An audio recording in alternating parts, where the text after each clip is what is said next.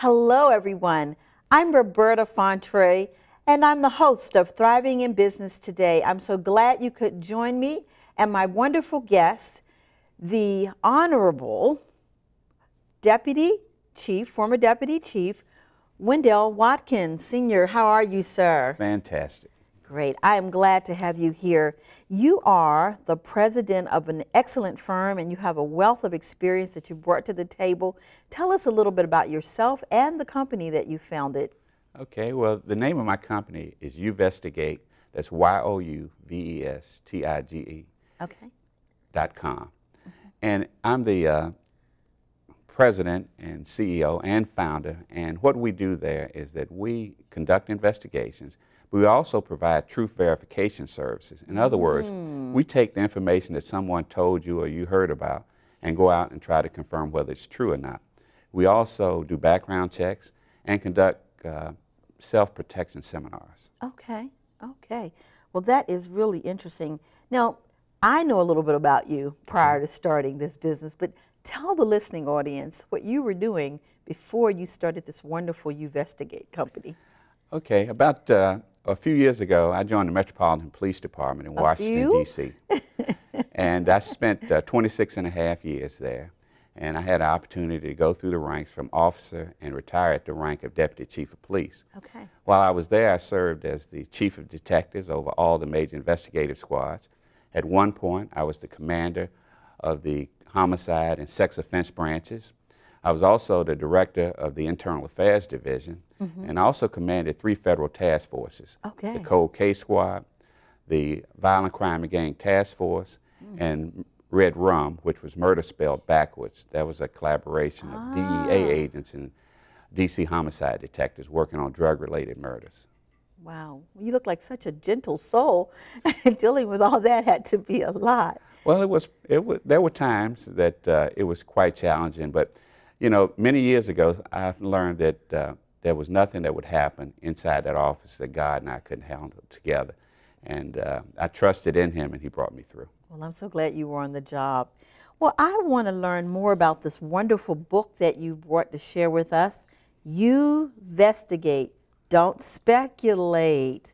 Tell us about your book and what the term means, Youvestigate. What does that mean? Well, first, a lot of times when it comes to conducting investigations, most people think that that's something that someone else does. Okay. But really, during my 26 and a half years on the police department and having to review thousands of cases, from murder cases to administrative cases to all types of cases, I found that there were certain common elements that were always present in those cases. Okay. And in my particular book, I identify the process and I share it with the readers so that they can do a couple of things, that they can be more productive and consistently conduct thorough investigation, and they'll also stop wasting time based on false information, and it'll increase their productivity.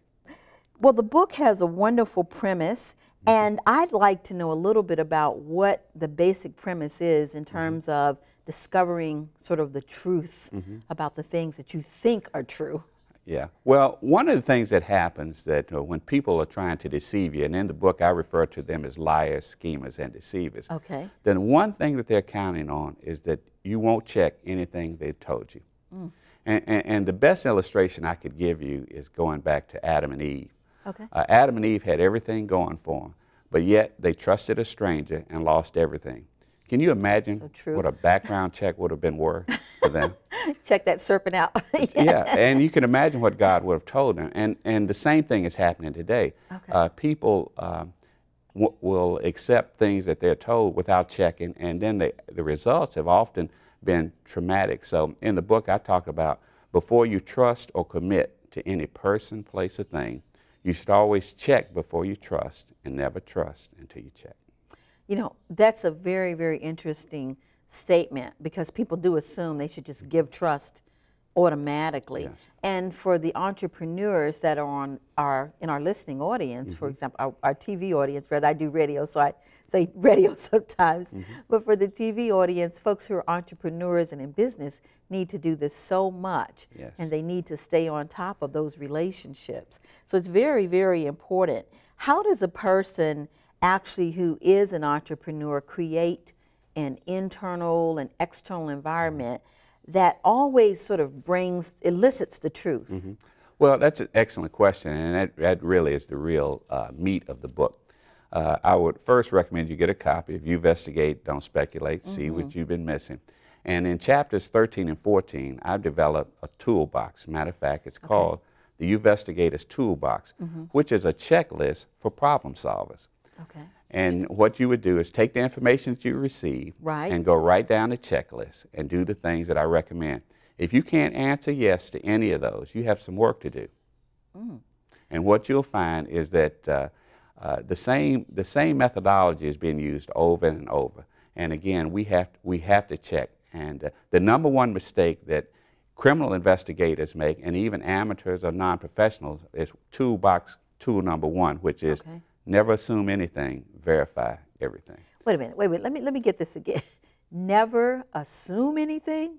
That's verify everything. So no matter what they tell me, verify. Right. Before you commit or trust them, verify what you've been told. Okay. Because that's a much safer route. When the news cuts on tonight, if there's any dramatic stories on there, you'll see 9 times out of 10 that somebody is acting off of false and misleading information. True. And people often trust people who will deceive them. And the only thing that's different between what happened to Adam and Eve is technology. But the same methodology is being used over and over by people who try to deceive you. Huh, because deception is really an art and a science, it sounds like. Yes, but again, there are countermeasures that you can use to kind of put yourself not in a vulnerable position. See, one of the things that I found when I was doing this book is that most people make decisions based on one criteria. It's emotion-based. Uh-oh.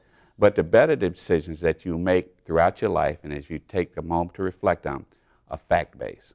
Okay. So again, we need to move from emotion-based decisions, especially in relationships. Okay. Because people will sweet-talk you and offer you deals that are too good to be true. And just take the Madoff situation. Here again, the returns on the investments that he promised those exceeded the norm. Right. And yet they continued to follow him until the bottom fell out. And again, matter of fact, I just recently did a show titled Check and Recheck. When should you check? And you should always think about rechecking when a person's behavior changes. Right. I look forward to hearing from you. Thank you so much for being our guest. Folks, we